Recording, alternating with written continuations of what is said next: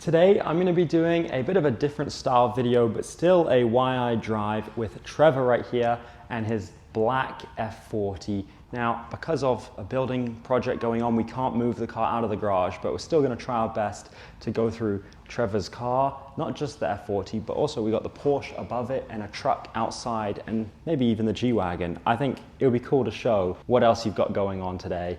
So yeah, hope you guys enjoy this bit of a different why I drive. So right here, we have the owner. I already kind of introduced you, but you want to introduce yourself again? And yeah, well, I'm Trevor, and this is a 1990 F40. So the biggest question is, why is it black? How is it black? You know, anything but red is sort of one of my car philosophies. If I ever one day had this like crazy opportunity to own one of these cars, my first choice would be black. And then this car, you found it on an auction site about a year ago, right? What's the story on who owned it? Where did it come from? Yeah, it came up for auction and it was in Bangkok, which kind of, I think, freaked out a lot of people that would maybe normally bid on one of these cars. So there wasn't a lot of people bidding. It was just really me and one other guy. So it was in Thailand of all places. Yeah, in Thailand. How on earth did an F40 end up in Thailand, you know? So the owner ended up being this really amazing guy, and his father and him and his brother have been running this car restoration business in Bangkok for years. And they bring cars into Thailand, they restore them, and then they sell them back into Europe or Japan. They source most of their cars in Japan. They found the F40 in Japan 11 years before I had won the auction. So he had it for 11 years. And it was just part of his personal collection. Wow. It didn't need any work. So he'd already modified the car, or the guy in Japan had modified the car? It was fully modified. So one of the Japanese owners did all the LM kind of tweaks to it with the like steering wheel and seats and the wing, and then all the mechanical changes too. So the big Brembo brake upgrade, JRZ suspension, cat delete, and just resonators, not really a muffler anymore. They did some really nice things too, like dual brake master cylinders, so there's brake bias adjustment, and then the little aesthetic tweaks, of course. Yeah, and then they sent it back to Italy, right, to get repainted? So I don't have any evidence of this, but what I was told by the owner in Thailand is that when the Japanese owner repainted it black, it was sent back to Italy. The red was apparently mostly removed, and the black was applied with a nice thin coat, so you can still see the carbon weave through the paint. And I noticed this one has the US front splitter on it. Was this a US car originally? Do you know? It was a Euro car. Yeah, it was a cat car, but it was a Euro. The spoiler was added because I think the Japanese owner disliked it. Yeah. I imagine they probably wanted the US spec bumper and the US wanted the Euro spec. Yeah, exactly. So you've bought this car and you've had it for about a year now. How often do you actually get to drive it and take it out? Well, the weather in Vancouver is not really suited for driving year round. So the car arrived in November. It needed new fuel tanks, so that was my first big project. The fuel bladders were leaking like they do every 5 to 10 years in an F40. I had some aluminum fuel cells built for me in the UK, and we installed those here, right here.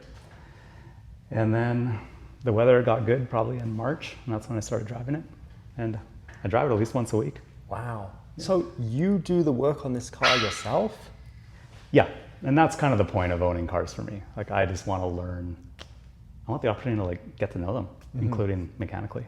Yeah, because I've seen you built this kind of shop, and we've got an amazing view behind, which I didn't really show, of the ocean, or I think that's the ocean, right? That is? It is the ocean. Okay. Yeah, that's an inlet off the Pacific. So that is the ocean, and you've got a triple car lift right here, and then we've got a 2-post right here, and I can see, you know, you've got engines and stuff lying around. You do all the work just here in this garage.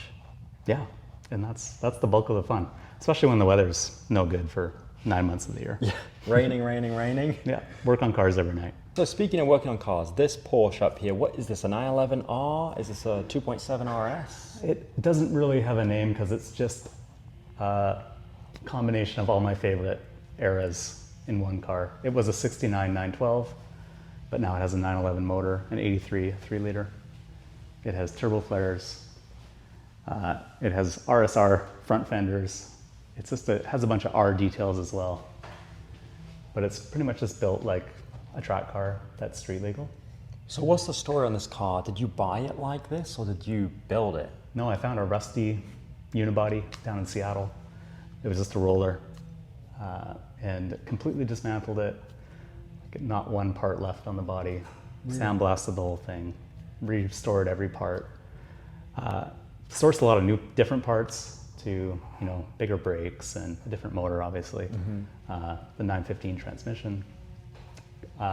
Really simple interior, roll bar, some bucket seats, felt dash, felt headliner.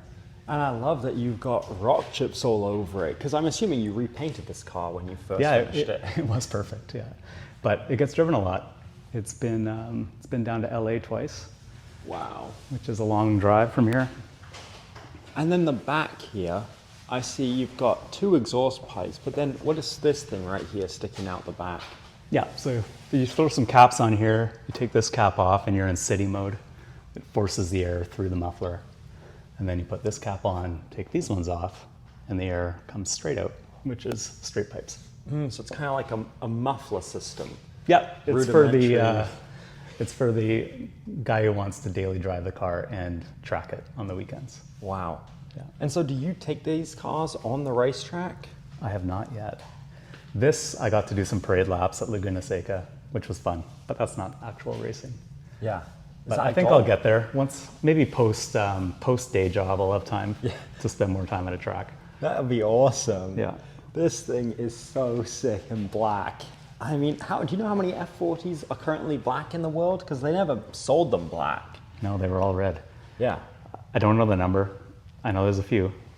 And I'm sure many people are wondering, is this the Gas Monkey Garage F40? It is not. No. No. As far as I know, it was originally a Japanese market delivery, and it lived its whole life in Japan. Yeah, because a lot of people would probably mistake this, but that car was actually converted back to stock, or at least red and silver wheels again. This is not the Gas Monkey F40. This is a different car that just looks very similar. Yeah. So, more than just these 2 cars, you've got 2 off-road vehicles outside. Yeah. Can we go talk about your other cars? Absolutely. Because I see you've got an engine right here, and this is definitely not for an F40. At least I hope you're not putting that in the F40. I mean, that would get some YouTube views if you put a Cummins 12 valve in an F40. But this is an engine you're building for the truck we're going to go see outside, right? That's right. So you've got full ICT. I see billet stuff on it. Wow, you've got a lot of parts on here. You've done all this. Starting to get built up. Yeah, me and my buddy, we've been working on this in the evenings over the last couple of months. And yeah, it's going to be, this is the 12 valve, which is just the best, fully mechanical Cummins motor. You just half crank and it's up and running. Doesn't require any electricity. Yeah. Well, can we go see the truck you're going to put it in? We're going to put it in my favorite truck. It says Scottsdale on it. Is that like a trim level? That's a trim package, yeah. Okay. This is your daily driver? I would like it to be. It's sort of my afternoon driver right now. It's a 1984. The long box standard cab, exactly what I was hoping to find. And this is the truck you're putting the engine in? Yeah, it's getting a 12 valve Cummins. Do you have a goal for horsepower? 500 and 1,200 foot-pounds of torque. So it'll be a beast. Yeah. Yeah. And then the plan is to daily drive it? Yes, absolutely. Well, it's going to get built up like much bigger suspension, some pretty big tires. It'll be very off-road capable. Yeah. We do a lot of off-roading around here, camping and going places that you need a specific vehicle to get. So. Yeah, because you've got this, which hopefully will be the daily, and then you've also got over here a G-Wagon. The G-Wagon's a bit of a grocery getter, I have to admit, but it's a great Vancouver winter vehicle. Yeah. Sometimes there's snow here. It's often wet, and I live in some steep terrain, so you need a decent vehicle to get out of here. So you drive the F40 up and down here? Yeah. It makes it, no problem. It's no problem. Oh, it's a problem right there. This driveway is going to get fixed at some point, but right now I lay all that wood down to get the F40 out without scraping, but the whole rest of the road is fine. Wow. There's a couple spots where you're on 3 wheels, but that's about it. Yeah. Well, let's take a look at this G-Wagon, make sure I don't fall. The elevation is pretty crazy with the divots and jumps and bumps. Yeah. So, Living in the boonies. yeah, right here. Is this an actual 80s G-Wagon or is this a backdated? I guess it's a bit backdated. It's a 2005. Okay. Just took the running boards off, put the school bus mirrors on. They did sell one that looked like this. It was the professional edition. Yeah, yeah. So it's just set up like that. You know, it doesn't take much to make a G look like this. Throw some steelies on it, take off the running boards, and take off the big cover on the spare, and all of a sudden it looks like a truck. Yeah. Yeah. So are these Mercedes wheels or are these custom wheels you got for this? Yeah, those are actually Mercedes spec steelies. Yeah. Wow. We've got Toyo tires on it. And then inside it's just a regular 2005 G-Wagon, right? Yeah, it's totally Wow. stock. This was a JDM car, so it was imported from Japan. We can bring in cars when they're 15 years old to Canada, so it's easy to get things from Japan. Wow. This thing is so sick. I love that it's black on black too, matching Yeah. with the F40. And you've got the grills in the front to protect the lights from branches. Yeah, all the little professional edition Yeah. accessories. And the nice thing about the Japanese market cars was they had clear glass, and that's hard to find in North America. Yeah, no window tint. Yeah. Because a lot of them, like Or they'll have, nowadays, green tint to it or something. yeah, my Or a G-Wagon smoke. has that. Yeah. Yeah. And you've even got the old front plate bracket too, right? Yeah. Dang. So is this the current daily? Most of the time. The winter daily or rainy daily, there's an E30 that is kind of the summer daily. And then the pickup truck just gets a lot of use because it's the work truck. Wow. What E30 do you have? It's a 89 E30 Touring. S52 swapped, so the E36 M3 drivetrain. Dang. That is sick. So what inspired you to get into these kind of cars, the old school? You know, you've got nothing new really. Yeah. I like a car that I can work on. So once you get past a certain year, it just gets complicated. Or there's even things you just can't really do without computers or proprietary stuff. So you enjoy working on your cars almost more than driving, it seems like. Yeah, it's probably 50-50. Yeah. Wow. Yeah. That's Yeah. really cool to meet someone that owns, you know, an F40 and old 911s and that actually works on it and road trips them. That's awesome. Yeah, I don't think I'd enjoy it if I didn't get to work on it. That's why I don't own a modern car. Like, isn't it true the newest 911 GT3 that you can't actually open the engine compartment? Probably. I don't know if any owners have actually tried. I don't think it's Yeah. that kind of demographic. No, that's painful to me. I can't believe they've done that. Yeah. So I can imagine you'd never consider an electric car. Yeah, it would have to be a really different situation. Yeah. Well, thank you so much for giving us a little tour of your collection, and Yeah. hopefully one day maybe we can do a video on your E30, showcase that, or even the F40, get it out, you know, maybe in Banff, Calgary somewhere. Yeah. That would be pretty special. In the meantime though, keep on enjoying your cars, keep on driving them, and you have any final piece of advice for someone that dreams of owning cars like these? Well, I think my advice is to not be afraid to work on them yourself. It's not that hard. And there's so much YouTube content when you get stuck. So, and it makes it way more enjoyable.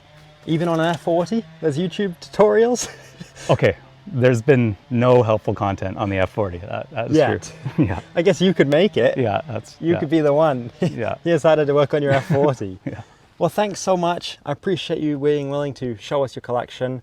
Cheers. And thank you guys for watching this video. I hope you enjoyed it. Kind of a little bit of a different wire drive, but I just wanted to showcase a very, very cool individual with a very cool and unique taste in cars that kind of aligns with what I like in cars. So thanks for watching. Never ever quit your dreams. See you in the next video. Remember, God loves you.